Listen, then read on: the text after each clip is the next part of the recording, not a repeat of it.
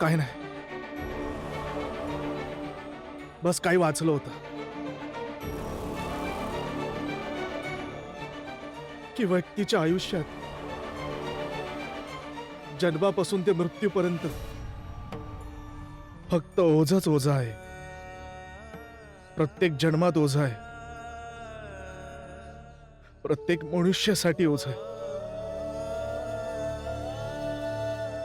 बस भीमराव, वचन दे मला, तू कधी लढणं नाही सोडणार.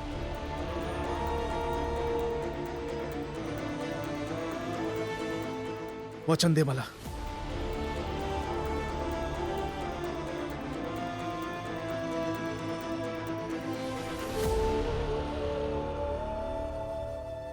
पण वैभव,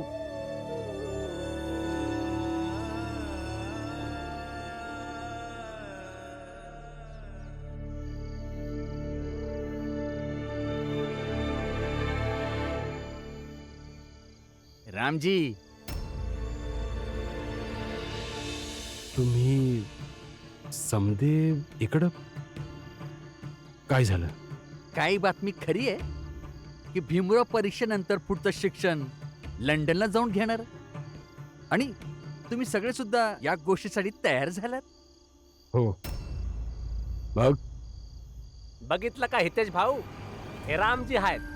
खोटं बोलतायत हे की यांना समद्यांची फिकर आहे आपल्या लोकांची. आणि यांचा मुलगा भीमराव, तो तर हे म्हणतोय की तो समद्यांचा विचार करतोय, डोंबलाचा विचार करतोय. या समद्यांनी मिळून गपचूप आपसात निर्णय घेऊन टाकलाय का भीम लंडनला जाणार आणि आपल्या लोकांची खबरच नाही. बरोबर बोलताय भाऊ. मी तर आधीच म्हणत होतो, रामजी आणि भीमराव नुसते ढोंग करतात. समाज बदलायचा, सगळ्यांना समतेचा अधिकार देण्याच्या लढाईचा. पण खरं तर ही लोक करत काहीच नाहीत. आता पुरावा आपल्या समोरच आहे. भीमने उच्च जातीच्या माणसाला फसवून लंडन पातूर जायची व्यवस्था केली. हे बघा, तुम्ही चुकीचा विचार करताय. असं काहीच नाहीये. मी भीमला अरे रामजी काका, आता सारवासारव तर करू नका. जर तुम्ही इमानदार असता तर हा तर विचार करता की आपण सगळे चाळीत एकत्र राहतो, तर कमीत कमी आम्हाला तर सांगितलं असतं. तुम्हाला सांगून काय फायदा आहे? आणि तसं बी तुमच्यापैकी जास्त लोक दुःखीच होणार. हो रामजी भाऊ, तुम्ही बरोबर बोलताय. त्यांना दुःखच होणार असेल तर त्यांना काय फरक पडतोय की सांगितलंय की नाही सांगितलंय. जा रामजी भाऊ, तुम्ही जाऊन झोपा. चल. आणि चला, तुम्ही आपापल्या घरी चला.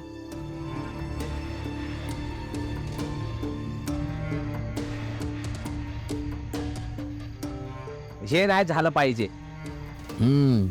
भीमराव जर का लंडनला गेला शिक्षणासाठी तर एकदम पूर्णपणे पागल करून टाकन.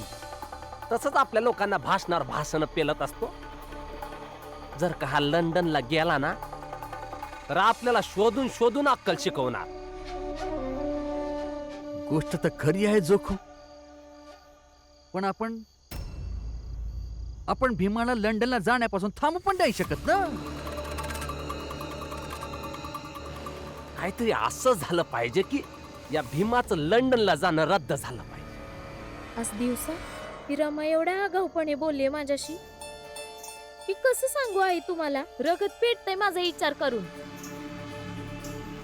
जाऊ दे लक्ष्मी, जास्त विचार करशील तर जास्त रगात पेटव. आणि रगात पेटवायचंच असेल तर तिथं पेटव जिथं त्यांना फरक पडल. इथं तर सगळे या गोष्टीवर येडी झाली आहेत की भीम लंडनला जाणार आहे. भीम, भीम. दादा, दादा तुम्ही डॉक्टरकडून औषध आणलं का? काय झालं? तब्येत तर ठीक आहे ना? माझी तब्येत तर ठीक आहे, पण भीम लंडनला जाणार हे ऐकून लई जणांची तब्येत खराब झाली आहे. चाळीत तर समजे चिडलेच आहेत, पण घरात पण काही लोक दुःखी आहेत की जिजाबाई आणि लक्ष्मी यांचं दुःख वाढत चाललंय. यांना औषधाची गरज आहे.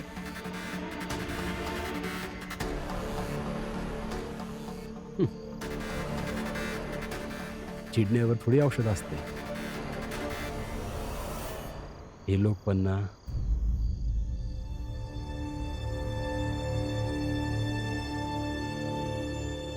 भीमपुरा हे काही पैसे आहेत मी आणि पुरंजनने मिळून कमवले आहेत. हे पैसे वैभवजींना दे आणि हे पैसे माझे आहेत कारण ते तुम्ही कमवले आहेत. माझं पूर्ण बोलणं तर जिजाबाई मध्येच बोलतेस तू.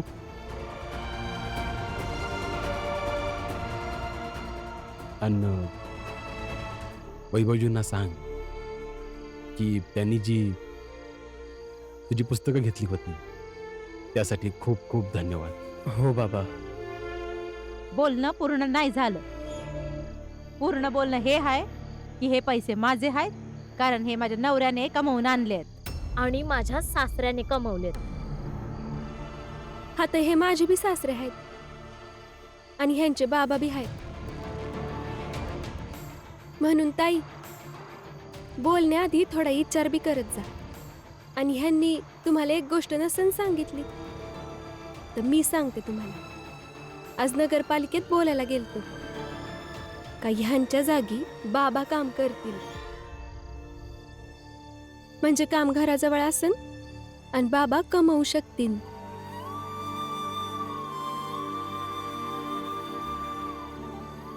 काय म्हणाले ते? तयार झालेत. बाबा मी तुम्हाला एक आवेदन पत्र देईन. तुम्ही ते तिकडे जाऊन द्या. मग तुम्ही माझ्या जागी काम करू शकता. ठीक आहे मग आधी आवेदन पत्र दे मग पैसे घेऊन जा. बाबा हे बघ पोरा हे तू बरोबर केलंस. तू इथं नसशील तेव्हा ते काम मी करत जाईन. आवेदन पत्र आधीच लिहून ठेवलंय मी. घ्या बाबा.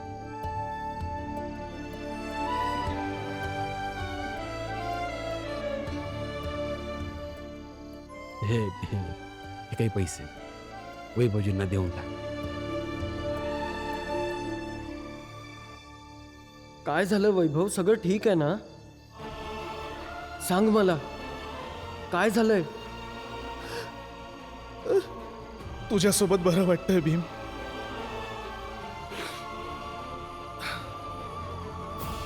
त्यामुळे तुला मिठी मारली की व्यक्तीच्या आयुष्यात जन्मापासून ते मृत्यूपर्यंत फक्त ओझाच ओझा आहे. रमा हे पैसे मी वैभवला परत देऊन येतो. त्याला भेटणं पण गरजेचं आहे. भेटून पण येतो. लंडनला जाण्यासाठी एवढं येडं मी आजपर्यंत कोणालाच नाही पाहिलं. आई दिसभर वैभवजी त्रासले होते म्हणून ते भेटायला गेले. रमा कोणाला समजवतेस? जा पोरी आपलं काम कर. आम्ही सगळ्यांनी जिजाबाईला समजावणं सोडून दिलेलं आहे.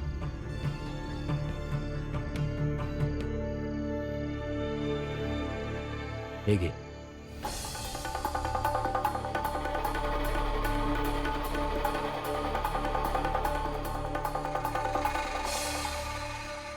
अहो भाऊजी अजून घरी नाही आले. खूप रात्र झालीये. तुम्ही जरा बघा ना. त्याला यायचं असेल तर तो येईल. जी तुम्हाला काय म्हणायचंय? म्हणजे हेच की हे घर आता त्याचं नाहीये. त्याच्या डोक्यातून अजून भीमरावचं भूत उतरलं नाही म्हणून तो येणार नाही. हे काय बोलताय तुम्ही? हे घर भाऊजींचं नाहीये. वैभव हा अपशकुन एवढ्या रात्री इथं काय करायला आलाय? वैभव वैभव थांब.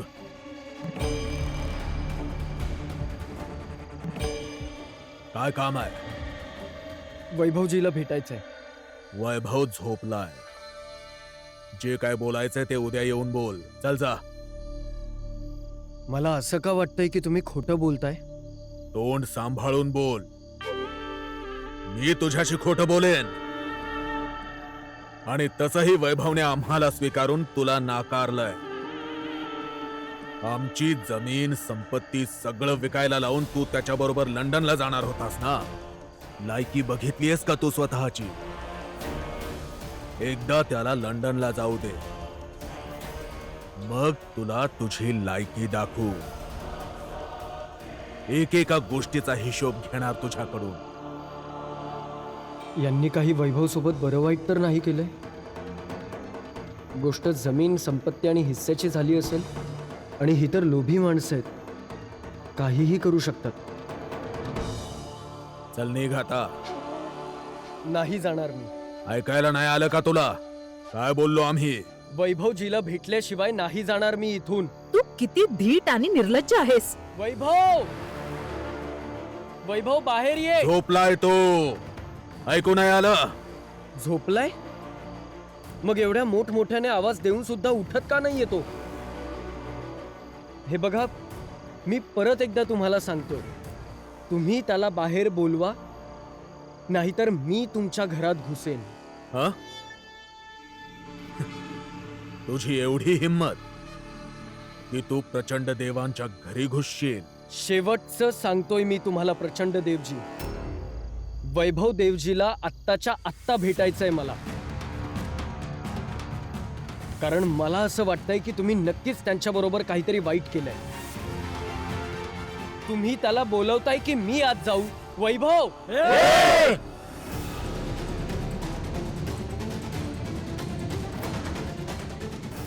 भीमराव, मागे मागे.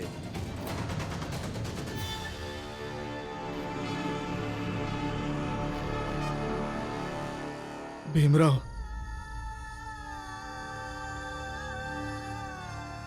मी आता तुला नाही भेटणार. मी जिथे पण राहीन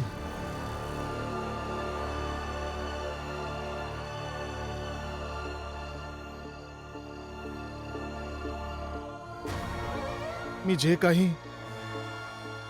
काही वचने मी तुला दिली त्यातलं काहीच निभवू शकलो नाही.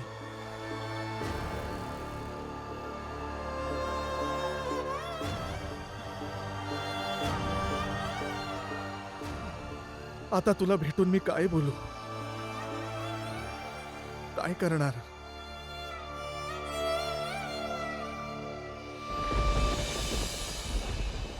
या लेखणीने मला जग जिंकायचं होतं.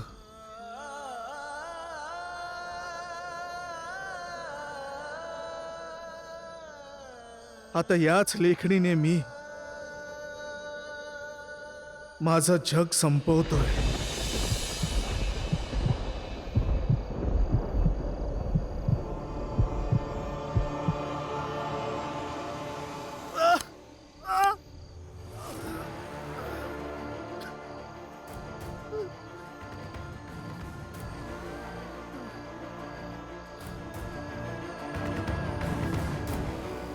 सांग भीमराव, करशील माझ्याशी मैत्री? मी तुम्हाला हात जोडून विनंती करतो की हे सगळं थांबवा इथेच.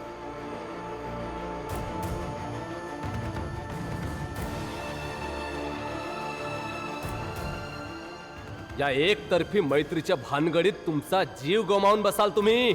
असं कोणीही माझ्या मित्राचा जीव कसा घेऊ शकतो? मला तुमची मैत्री मंजूर आहे.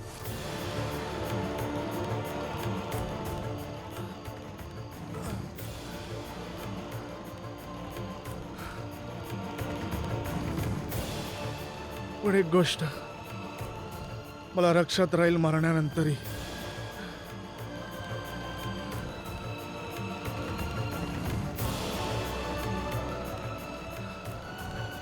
या संपूर्ण जगात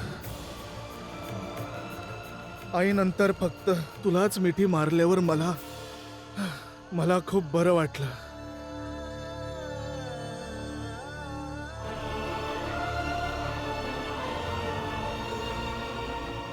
मला कळलं की मित्र आणि आईची जात एकच असते. ना उच्च ना नीच,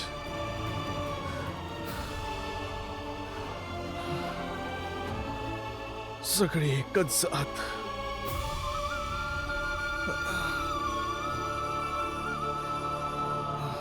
एक पाऊल जरी पुढे टाकलास तर इथेच मारला जाशील. तुम्ही सांगा ना मला कुठे आहे वैभवजी. अरे सांगितलं ना यांनी की झोपलेत वैभवजी, जेव्हा उठतील तेव्हा भेटून घ्या. चेष्टा लावली आहे का तुम्ही लोकांनी? मी किती वेळापासून हाक मारतोय, बाहेर का नाही येत ते? असे कसे झोपले आहेत ते? हो, झोपलाय तो. मूर्खपणाची झोप झोपलाय तो, हा विचार करत की त्याची आणि तुझी जात एक सारखी आहे. गैरसमजाची झोप झोपलाय हा विचार करत की तू लंडनहून शिकून येशील आणि आमच्या सारखा होशील. वाट बघ भीमराव, उद्या सकाळपर्यंत.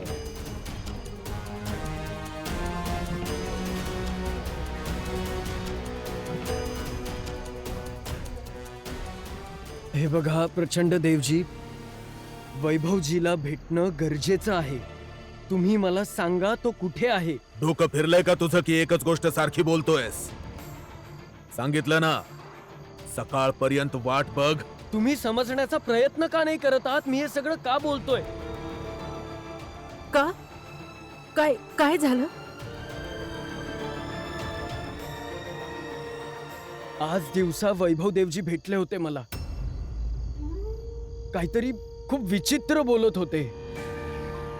काहीतरी विचित्र विचित्र म्हणजे? म्हणजे हेच की मनुष्याच्या आयुष्यात जन्मापासून मृत्यूपर्यंत फक्त ओझच आहे. आयुष्य एक ओझं आहे, जन्मापासून मृत्यूपर्यंत एक ओझं आहे. प्रत्येक दिवस ओझं आहे, प्रत्येकासाठी ओझं आहे. मी पण नाही समजू शकलो आत्तापर्यंत, म्हणून मी केव्हापासून चिंतेत आहे. हे माहिती असूनही इथे आलोय की इथे माझं येणं यांना अजिबात आवडणार नाही. मला सांगा ना, जर तुम्हाला माहिती असेल की वैभव देवजी कुठे आहेत.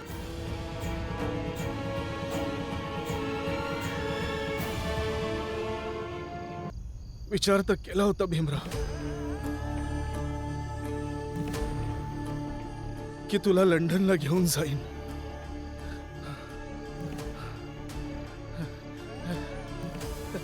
सोबत बॅरिस्टर पण.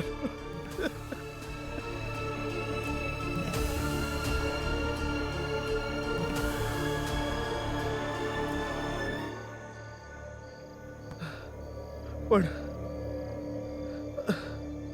पण पण आता आणि मी अजून पुढे तुझ्या सोबत नाही चालू शकत भीमराव.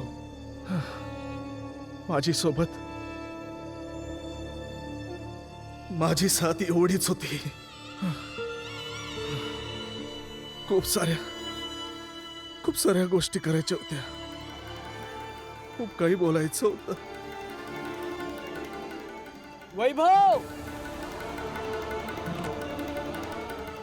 वैभव,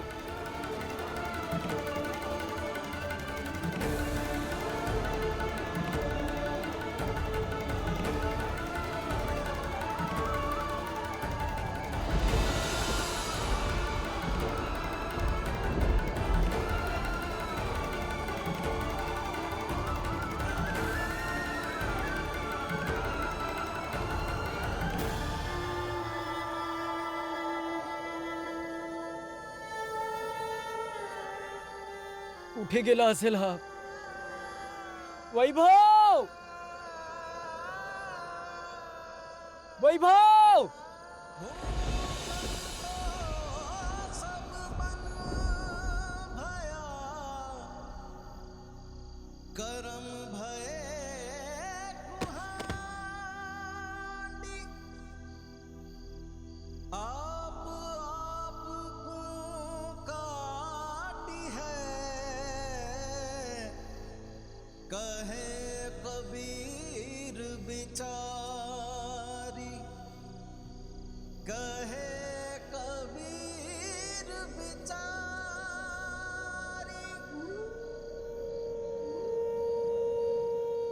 वैभव, भाऊजी,